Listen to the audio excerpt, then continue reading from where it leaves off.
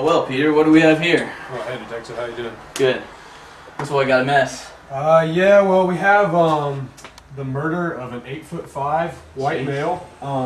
Apparently his hands were amputated, and it looks like he might have been a cripple. His right leg is a lot smaller than his left leg. Yeah. But anyway, we had one eyewitness to the crime. She claims that she arrived at the scene and saw a suspect flee the scene, go out this door right over here, and actually jump off this third-story balcony. Really? And she said by the time she ran out here to see if she could catch a glimpse of him, that he was already running down the street and had gotten away, and that's when she called the police. So that's pretty much all the information we have, and we just have to go from there. Well, I don't really know that it's entirely possible that somebody could have, really been able to run away after jumping off a balcony like this, but we'll have to see about that. All right, appreciate it.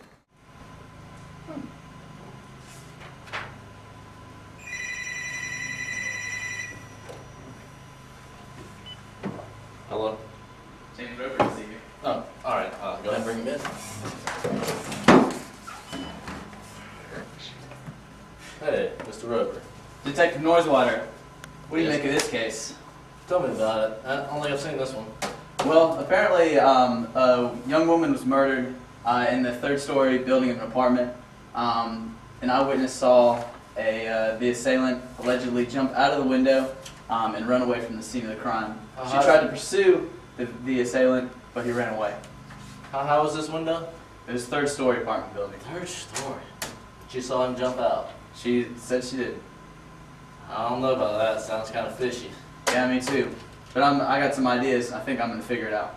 Alright, trusting you to take care of this one for me, alright? Got you, You're Noisewater. a busy man.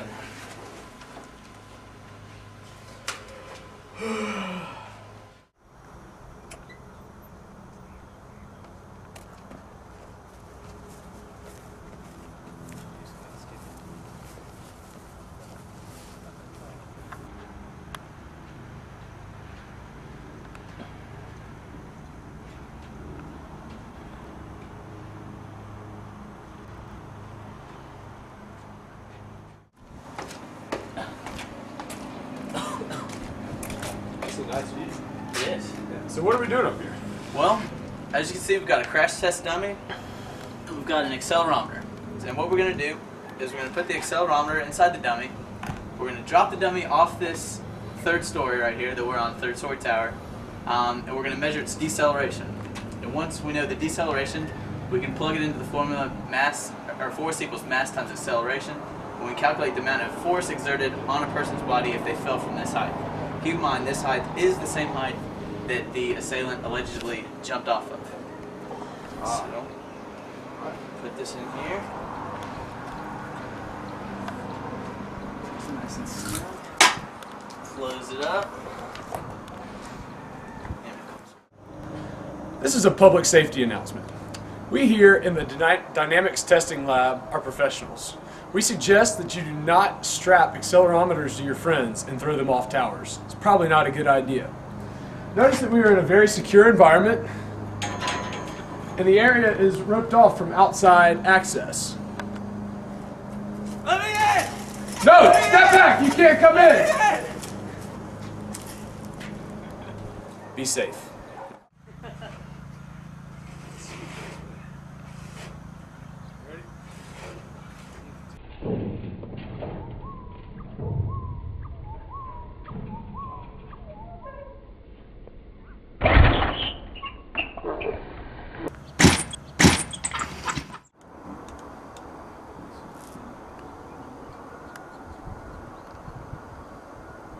So, what'd you find?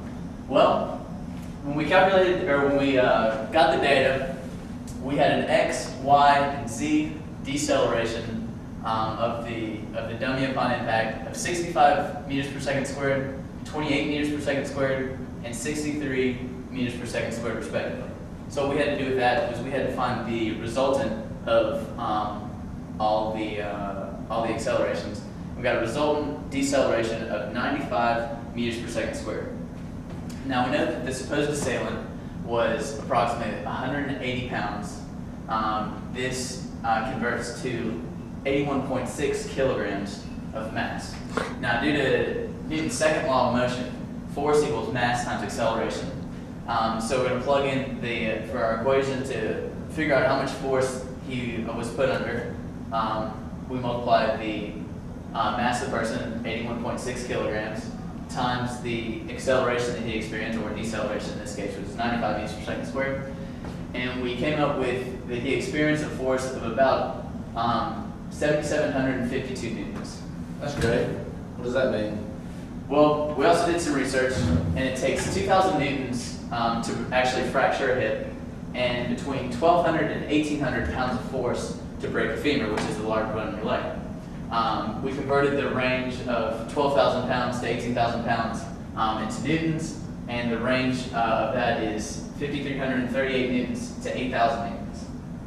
So what we're looking at is it was definitely enough force that he experienced to fracture his hip, and it's pretty likely that he would have broken his femur, the large bone in your leg, also. And this goes without saying that any smaller bones in the legs or the foot, like the tibia or any small bones in the foot, probably would have broken also. So, tell me how this relates to the case. What do we need to do from here? Well, I'd say that we need to look closely at the eyewitness that suggested that she saw this person jump out of the window and flee the scene, because it's definitely not possible that somebody with a fractured hip or some broken bones in their leg could run away from the scene. So this might be cause for us to arrest the eyewitness. Thank you, Mr. Roper. Good work. Just something to think about. Welcome to the Athens Clarke County Municipal Court. Today we're going to call our first witness, James Roper. All right, Mr. Roper, we're going to have to swear you in. If you could please put your left hand right there, raise your right hand high. You swear to tell the truth, the whole truth, and nothing but the truth, so help you God? I do. All right, take a seat, please. All right, what evidence do you have to present to me today?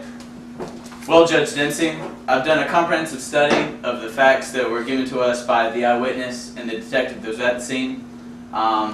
Me and another detective ran through the physics involved and whether the suspect, seated to our left over here, could have possibly run away from the scene of the crime. And we came to the conclusion that if it was in fact him, he would have suffered from possibly a broken leg, more than likely a broken hip, and probably, if that was him, would have broken some bones, some minor bones in his foot.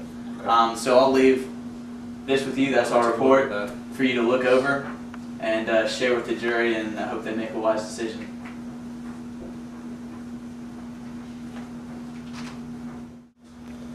All rise! The Honorable Judge Peter Dempsey now residing.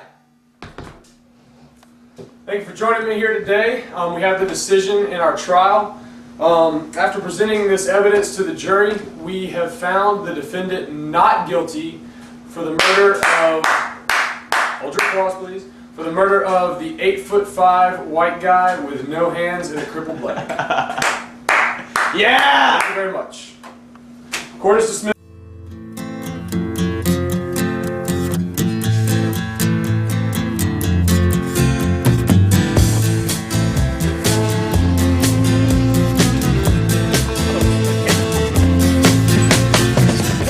We're here today for the trial of a... What? Well, we'll just start it again. Welcome to the Athens Clarke County Municipal Court. We're going to call our first witness, James Roper. Alright, we're going to have to swear you in. Put your hand right here. Raise your right hand. Swear to tell the whole truth. The truth, the whole The truth. truth, the whole truth, and nothing but the truth.